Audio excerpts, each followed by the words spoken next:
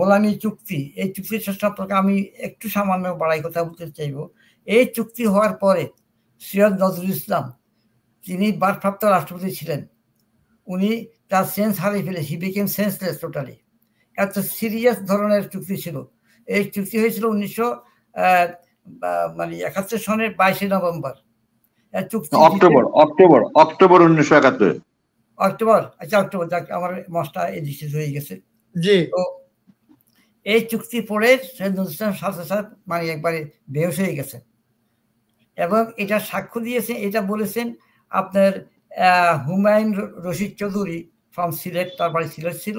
উনি তার বইতে একটা ইন্টারভিউতে উনি এই কথাটা বলেছেন। এই ইন্টারভিউটা অনেকখানি অনেক বইতে লেখা হয়েছে। আমার যে বই আছে রয়্যাল বাংলাদেশ এবং পরবর্তী বইগুলোতে এগুলো লেখা হয়েছে। সুতরাং এই কথাটা বলা উচিত ছিল। ও এত সিরিয়াস চুক্তি ছিল। এই চুক্তি থাকা মানে কি, যেখানে লেখা ছিল এই দেশে কোনো আর্মি থাকবে না, কোনো পুলিশ আর্মি থাকবে না, এর পরিবর্তে একটা রক্ষী বাহিনী স্টাইলের ইন্টারনাল ডিসপিউট যেটা প্রবলেম হবে সেগুলো দমন করার জন্য। এবং বাংলাদেশ কোনো বাইরের সাথে কোনো চুক্তি করতে গেলে তাকে অবশ্যই ভারতের থেকে এটা অনুমতি নিতে হবে, তাদের সাথে আলাপ করে এটা করতে হবে। ঠিক আছে, এরকম অনেক কিছু আছে যেসব মানে আমাদের কি আছে ক্যাবিনেট, সরি আমাদের সচিবালয় যেসব যারা কাজ করছেন ইস্ট পাকিস্তান ইয়েতে সেক্রেটারিয়েট, তারপরে যারা মুক্তিযোদ্ধা যারা ইন্ডিয়া গিয়েছে এরা বাদ দিয়া বাকি সবাইকে বাদ দিতে হবে। বাদ দিয়া সেইখানে যদি আমাদের লাভ প্রয়োজন হয় আমরা ইন্ডিয়া থেকে আমাদেরকে পাঠানো হবে। এবং 1971 সনে যখন দেশ মুক্ত হয় 16 ডিসেম্বর পরে যে প্রথম যেই বৈঠক হয়েছে বাংলাদেশের সচিবালয়ের জন্য, সেখানে ইন্ডিয়ান একজন ডিসি এখানে এটা প্রিসাইড করেছিল। এই বিষয়ে আমি সংশোধন করলাম, আমি আমার কোনো প্রশ্ন করবো না, এখন কোনো প্রশ্ন করিনি।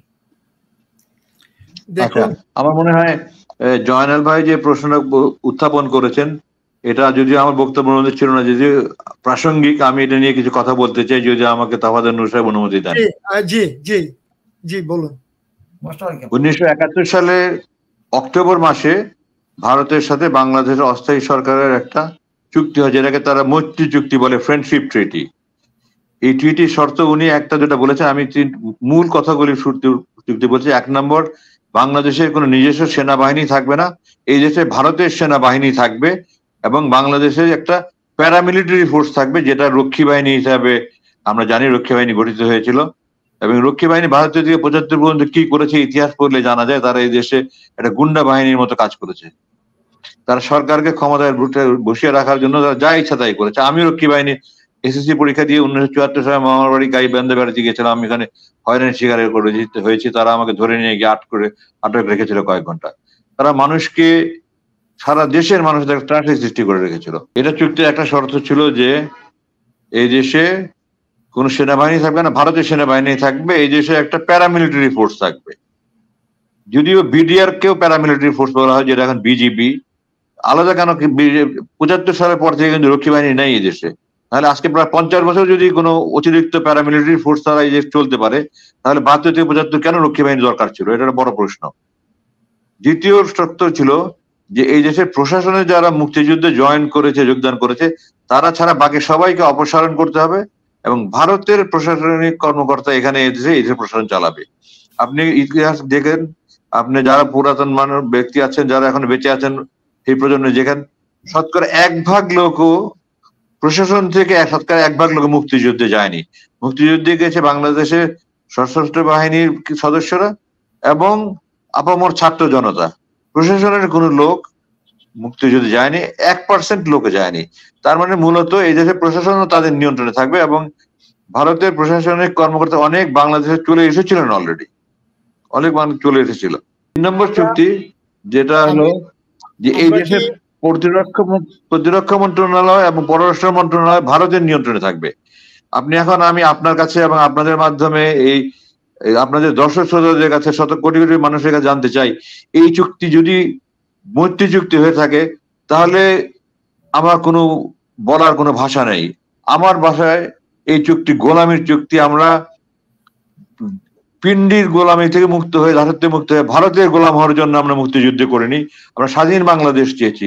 কিন্তু এই চুক্তি ছিল একটা গোলামির চুক্তি এবং এই চুক্তি যারা স্বাক্ষর করেছে, এই চুক্তি যারা করেছে তারা স্পষ্টভাবে আমি বলতে চাই যে তারা মির্জাফরের বংশধর। এবং এটা আমি যে চুক্তিগুলোর কথা বললাম এগুলো আমার কথা নয়, আপনারা আওয়ামী লীগ নেতার অ্যাডভোকেট নুরুল কাদেরের লেখা 266 দিনের স্বাধীনতা একটা বই আছে, সম্ভবত আমার ভুল না হলে 295 কি 96 পৃষ্ঠায় এগুলো লেখা আছে। এবং এই চুক্তি স্বাক্ষর করে তৎকালীন অস্থায়ী রাষ্ট্রপতি সৈয়দ নজরুল ইসলাম সাহেব অজ্ঞান হয়ে গিয়েছিলেন, স্পষ্ট লেখা আছে, আপনারা পড়ে দেখেন, আমার নিজের মুখের কথা নয় এগুলো। তো সৈয়দ নজরুল ইসলাম সাহেব একজন দেশপ্রেমিক ছিলেন বলে আমি জানি, আমার বাবার সাথে অত্যন্ত ঘনিষ্ঠ সম্পর্ক ছিল। এবং উনি ঢাকায় আমাদের প্রতিবেশীর বাসায় থাকতেন, ওনার আত্মীয়ের বাসায় ঢাকায় যখনই আসতেন। তো উনি অজ্ঞান হয়ে গেছেন এই চুক্তি লেখে, কারণ উনি বুঝতে পেরেছিলেন যে এই চুক্তি মানে আমরা দেশ বিক্রি করে দিলাম। যারা দেশ বিক্রি করার চুক্তি করে তারা মির্জাফরের বংশধর ছাড়া অন্য কিছু তাদের ভাবার কোনো অবকাশ নেই। এবং যাদের এই দেশের এই সমস্ত ইতিহাস চেপে রাখা হয়েছে, মানুষকে এগুলো জানতে দেওয়া হয় নাই। আমি যাকে বলি তারা বলে এগুলি তো কোনোদিন জানতাম না, এগুলো কোনোদিন শুনিনি। কারণ এই সমস্ত ইতিহাস চেপে রেখে মানুষকে ভুল বুঝিয়ে, মানুষকে প্রতারণা করে এই দেশকে আমাদেরকে ভুল পথে পরিচালিত করা হচ্ছিল।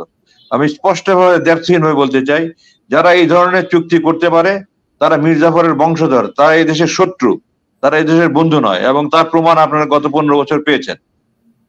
তো জনাব আবেদিন সাহেবের প্রসঙ্গক্রমে আমি কথাগুলো বললাম, এটা অত্যন্ত প্রাসঙ্গিক বক্তব্য। আমি মনে করি কথাগুলো মানুষের জানা উচিত।